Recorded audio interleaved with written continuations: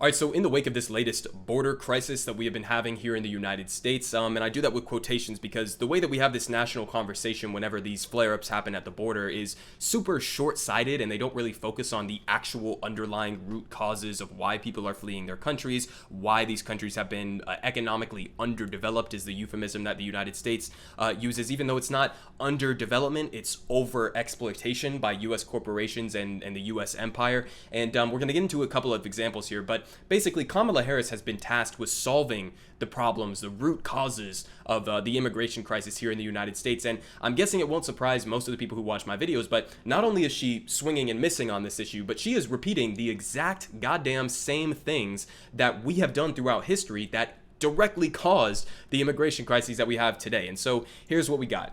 Kamala Harris to announce business investments in Central America.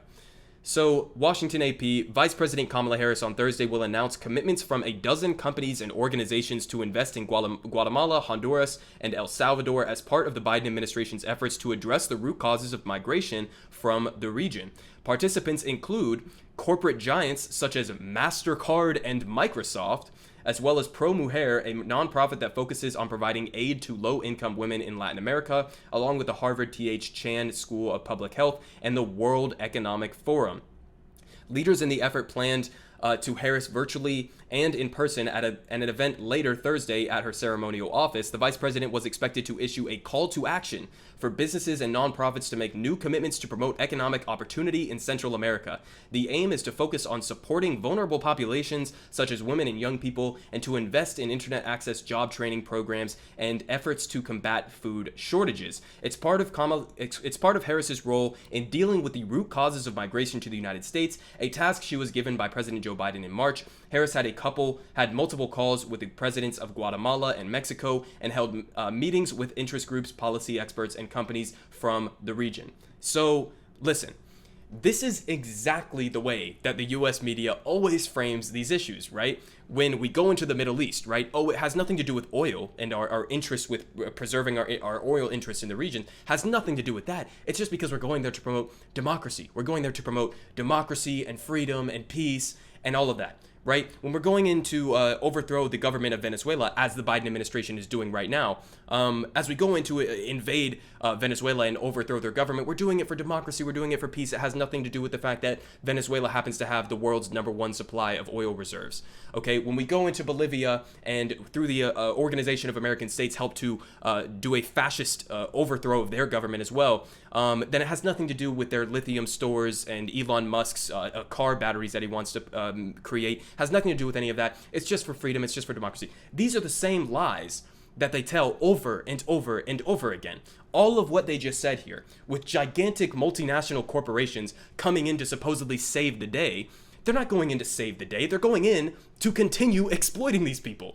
It's so transparently stupid if you know anything about the history of the U.S. involvement and our corporations in these regions. So just to give you an idea, I brought up just a couple examples here, okay, but this doesn't even begin to scratch the surface of our history in Central and South America, doing imperialism, promoting the interests of U.S. corporations, but I just wanted to give you some sort of an idea. So David Sirota here pointed out very accurately, strong United Fruit Company energy right here. So what does he mean by United Fruit Company? Well, this is one of the main companies in U.S. history that has been involved in destabilizing Central and South America. The United Fruit Company, basically, here's just one example, okay?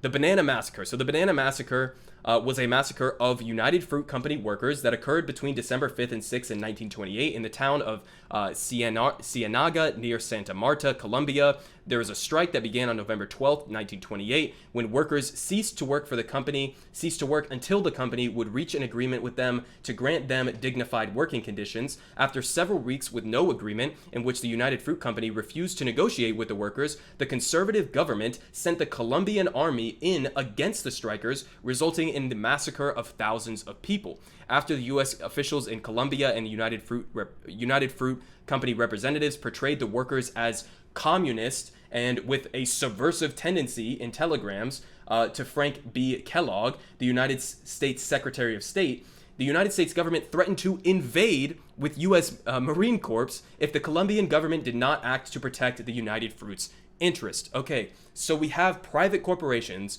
going in under the guise of, promoting business in the region, right? And giving economic opportunity to these workers.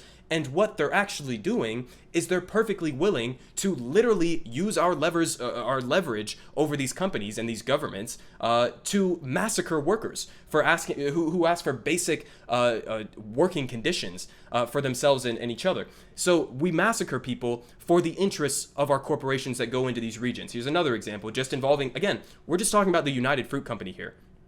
So in Guatemala, from the mid to late 19th century, Guatemala suffered chronic instability and civil strife. Beginning in the early 20th century, it was ruled by a series of dictators backed by the United Fruit Company and the United States government. In 1944, the authoritarian leader Jorge Ubico was overthrown by a pro-democratic military coup, initiating the decade-long revolution that led to sweeping and social economic reforms. A U.S.-backed military coup in 1954 ended the revolution and installed a dictatorship. So, listen. These are just two tiny examples of U.S. corporations going into Central and South America, pretending as if they're there to promote economic development for the country as a whole. And what they're actually doing is exploiting the labor forces, exploiting the resources of these countries. And that's why I say it's not a problem of underdevelopment. It's not that these countries have been underdeveloped throughout history. It's that they've been exploited.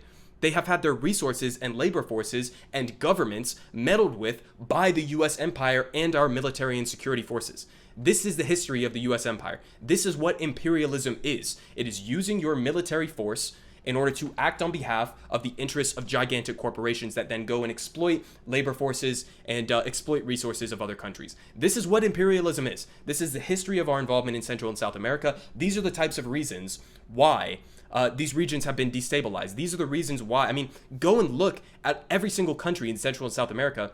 There isn't one that the United States has not played at least some role in affecting how their governments have been formed. We installed a dictator in Chile. We installed a dictator in Guatemala. We installed a dictator in El Salvador. We hire far-right death squads to go in and kill civilians. This is what we do over and over and over again. And if you think it's going to be different now, if you think that Kamala Harris and Joe Biden's administration are going to take a moral approach to this, you would be a goddamn idiot. I'm sorry. You're just gullible, and you're buying into the U.S. propaganda that we do these things for anything other than profit and domination and power and control over these regions and their resources. That's why we're doing this, and Kamala Harris plans to do it again and continue in the tradition of U.S. imperialism. And here's just one example of how we are doing that.